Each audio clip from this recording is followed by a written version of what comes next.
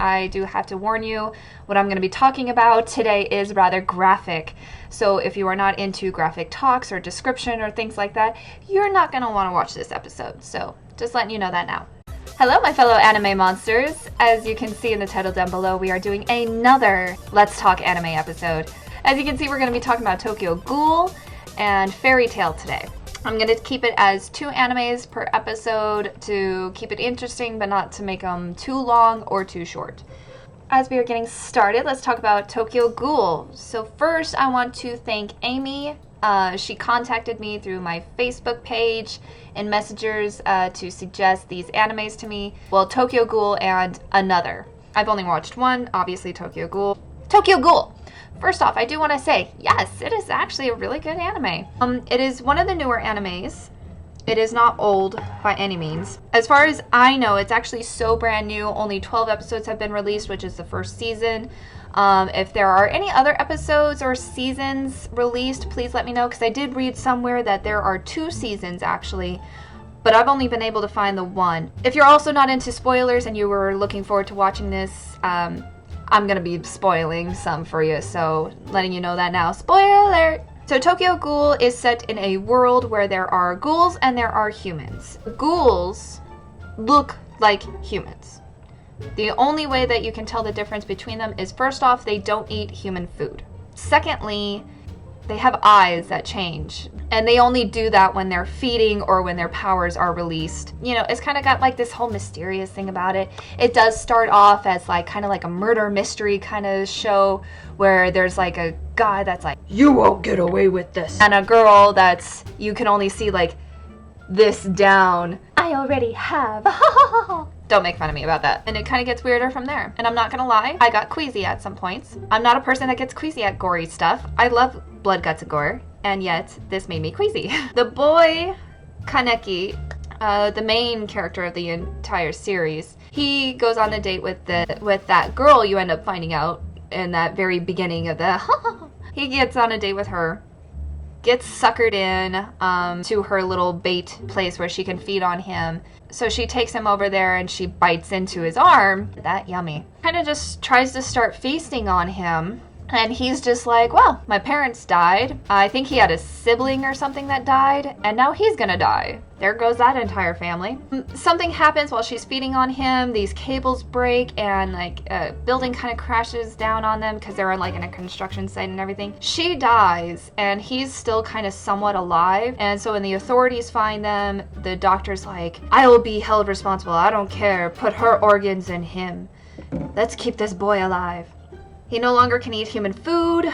He finds it absolutely disgusting, and he finds, through finding out these informations about ghouls, that he was infused with another ghoul, basically. So he's kind of turned into a half ghoul himself, and he's learning that he has to kind of suffer with cannibalism in order to survive. But he fights it. As far as I got into the series, he was fighting it really well. He found this coffee shop that he ended up working in with this girl Toka, who's also one of the main characters of the series.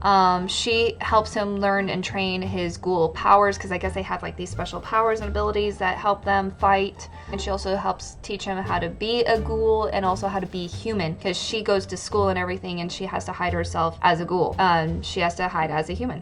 You find there's like a lot going on in this series. Actually, it's not just simply a horror thing. It's actually really quite in depth with the storyline. There's a lot going on. There's murder, there's foul play, there's so much happening. Pretty intense. I stopped about 6 episodes in, and I didn't stop because I lost interest or anything. It's just because there's a lot of animes that I'm really trying to catch up on with watching. I could only get so far into it before I had to start watching another one. I have had other requests for other animes that I'm also trying to catch up on, so please bear with me. To answer any questions in the future too, no, I have not watched the newest Dragon Ball Z movie as of yet. Every time whenever I planned on going, tickets were sold out. So the next anime we're going to be talking about is Fairy Tail. I kind of came up on this anime, not necessarily accidentally. My oldest daughter, who just turned 7, over the summer, she's been asking me to have anime days. I was planning on like kind of rewatching Yu Yu Hakusho with her, watching all the best episodes and things like that.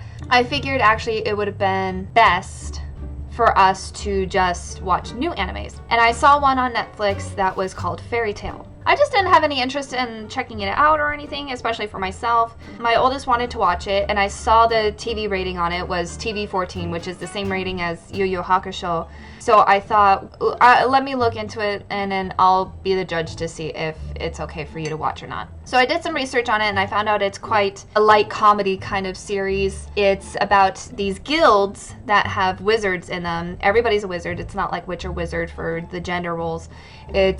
Everybody's just a wizard. Well, not everybody. There's people that don't have powers, but the people who have powers who are in these guilds are wizards. And each one has their own name and everything, and the main one for the series is Fairy Tail. And it starts off with this girl named Lucy, who is a celestial wizard. She uses keys to unlock these celestial beings from their portals and into the world to battle for her or battle with her. They have contracts with her. I don't really know the whole gist, but anyways, her power is what powers them. So she's actually quite powerful and everything herself, and she's always wanted to be in Fairy Tail Guild. She met this boy named Natsu who was looking for a specific wizard. Long story short, you end up finding out Natsu is part of Fairy Tail. He got pissed off by being tricked by a different wizard who was claiming to be the wizard he was looking for. It's kind of confusing, that first episode. There's a lot going on that first episode. It's really cute. I can see where the TV 14 rating is. One of the main characters is Lucy, and she's got some tatas.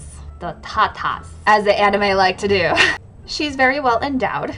And the other character, Urza, you find in a later episode, she's actually pretty badass herself, but she's pretty well endowed herself as well. And they make some kind of jokes and everything here and there. And there's a boy named Gray who he's got ice powers. Part of his training when he was young was he had to strip to get used to the cold, basically. But now he has a habit of constantly taking his clothes off and just being in his boxers. And so everybody's all like, oh my god, you're naked again. It's really innocent as far as the sexual humor. It's nothing really outrageous. It's nothing really crazy out there. And there's no nudity. My mother at first wasn't too keen on me letting my oldest watch it, but I told my mom, I was like, look, I looked into it. It's really innocent.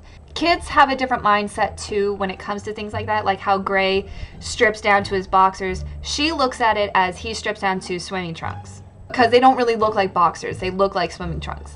She thinks it's hilarious and she thinks it's funny, and she doesn't find anything disturbing about it. She always would ask me too, she's like, why are they saying he's naked when he's wearing swimming shorts? She gets that it's just purely out of humor.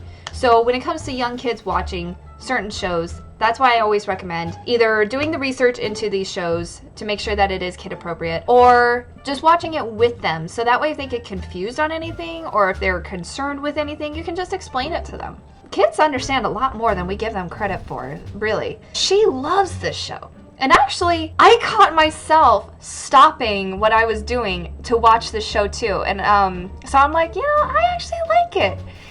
It's got good humor. You find out more about the characters, of course, as the series progresses. You find their little backstories, where they came from. You find out about Natsu being raised by a dragon. Like I said, I only got about like 13 episodes into the series. So as far as like season 2 or 3, I haven't gotten that far. I don't know how many seasons are in this series. I do know it's been around for a little while. It's got good fighting scenes, and it's got like good banter between enemy and good guy, and like Natsu, I love him. He's hilarious. I really enjoy it. If you're not really into animes that are comedy, lighthearted, which is kind of weird to say, I run into quite a lot of people that tell me, well, I don't like animes that are comedies. What? I don't know. It's weird. People who don't like comedy animes are weird to me. How can you not like anime comedies? Well, it's an English dub, and Japanese humor isn't the same as American humor. Blah, blah. Okay, maybe in the old animes when they had to keep a certain professionalism when it came to interpreting and doing the dubbing and everything for the series. Seriously, you can see it in the old dubbing of Japanese animes. They kind of really kept it to the script. Versus now, they interpret it better now than they ever have before when it comes to English dubbing. I know there's a lot of people that really do not still like English dubbed things, but when it comes to anime comedy, really, I highly recommend it because it is good. They have changed the way that they dubbed anime. The humor is just, it's natural. They're good puns. That's just my little part of it. But when it comes to fairy tale, I do highly recommend for anybody. If you like good comedy animes, I really recommend Fairy Tail. It does have some levels of seriousness, of course. It's not just funny throughout the entire thing. It does have serious moments, it has dramatic moments, it has plot twists and things like that. Really good. If you have younger kids, I recommend you watching it first before letting your kids watch it, because every parent raises their child differently. It's up to you if you allow your child to watch something like that. When it comes to Tokyo Ghoul, not recommended whatsoever for kids. When it comes to teenagers, if you're a teen and you're watching this, watch with caution is what I'm gonna leave it as. It's very gory. It is cannibalism. It is just disturbing on levels. There are also like really sad, depressing parts. If you are depressive or if you're triggered with depression, I don't recommend it. However, if you can handle darker things, darker shows like it, I do recommend. I'm so happy that I got to do another episode of Let's Talk Anime. If you have any requests of animes for me to watch and review on, please either leave them in the comments down below or contact me on Twitter, Instagram, or Facebook. All at Yinyangsara. It's all spelled the same way. Feel free to contact me on any one of those social media sites. I also have an email down below. If you want to just email me directly, you can do that too. I hope you have a wonderful day. I hope you enjoyed this another episode of Let's Talk Anime. Always remember, yin yang is balance and the balance lies within yourself. Don't feed the trolls, and I will see you next time.